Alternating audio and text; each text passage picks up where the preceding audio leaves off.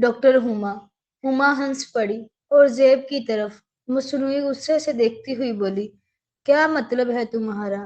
تم خود کر لو جو کرنا ہے اس کے ساتھ، یا جو وہ کہتا ہے۔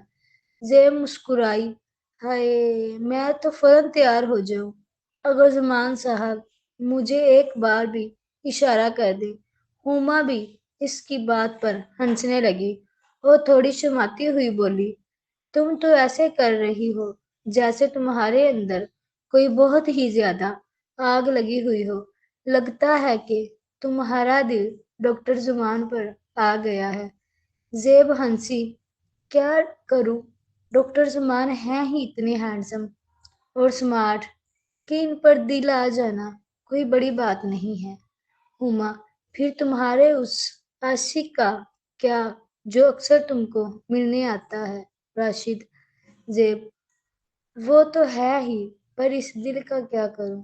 زیب اپنی بائیں پر ہاتھ رکھتی ہوئی بولی۔ ہما بھی اس سب باتوں کو حسب معمول انجوائے کر رہی تھی، تو پھر کہہ کیوں نہیں دیتی ان سے اپنا حال دل؟ زیب، کیا فائدہ کہنے کا ڈاکٹر ہما؟ زیب اپنے چہرے پر تھوڑی شرارت اور تھوڑی مایوسی لاتی ہوئی بولی، ہما کیوں فائدہ کیوں نہیں؟